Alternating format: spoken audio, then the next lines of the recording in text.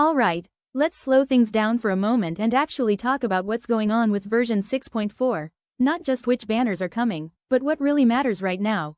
How many Primogems you can realistically get before 6.4, and what that means for your pulls. Because a lot of people are making decisions based on hype, not numbers.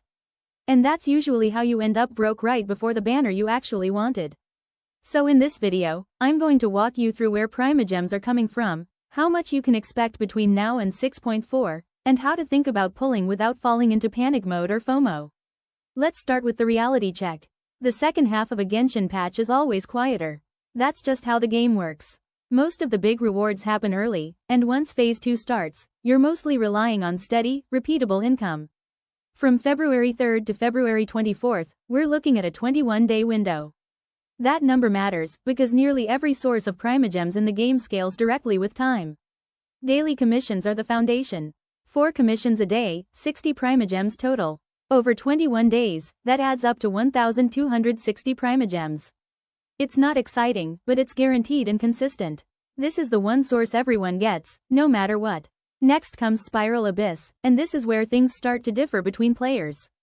The mid-month reset happens around February 16th. If you can clear floors 9 through 12, that's up to 800 Primogems.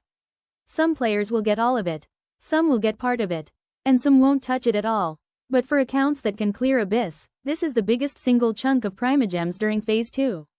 Then there are character trials. Every limited banner gives you a few short test stages, and completing all of them adds up to 40 Primogems. It's small, but it's guaranteed and takes almost no effort. We also have login bonuses and small event rewards tied to Ho-Yo Lab or short campaigns. These usually total around 60 Primogems if you're logging in consistently. Easy to forget, but they still count. Now let's talk about Lantern Rite, because this is where a lot of people get confused. Even though the event starts earlier, not all rewards are given at once. Lantern Rite spreads its rewards across multiple stages, and historically, around 800 to 900 Primogems land in the second half of the patch. That's where the estimate of 840 Primogems comes from. It's based on past patterns, not guesswork. On top of that, we have livestream codes.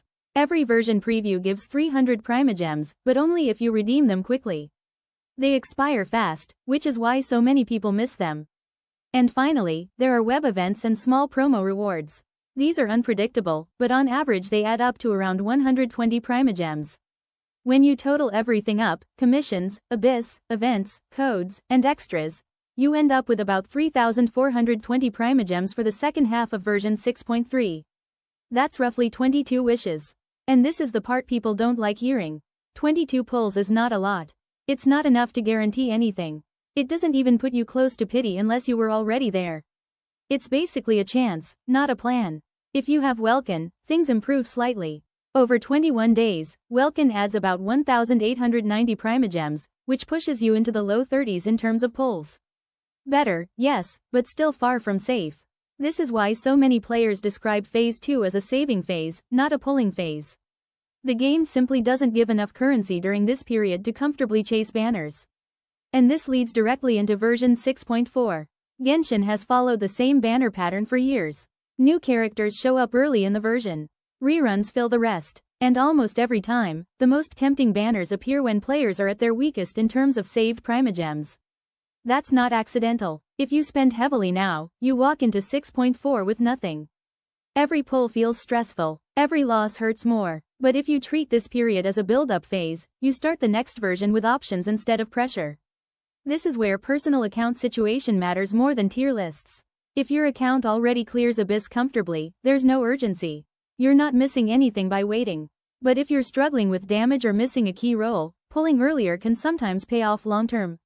The real question isn't, is this banner good? It's, what problem does this banner solve for my account? If the answer is, none, then saving is usually the correct move. And remember, banners come back. Primogems don't. Once you spend them, rebuilding takes time. That's why players who wait until a new version starts usually feel more in control.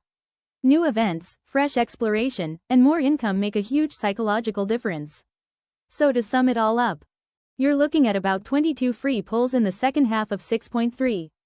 A bit more if you have Welkin. No hidden rewards. No secret stash. What you do with those pulls depends entirely on your goals and your risk tolerance. If you want more breakdowns like this, focused on real numbers, realistic expectations, and long-term planning, feel free to stick around. And if you already know what you're saving for, let me know in the comments. I'll see you in the next one.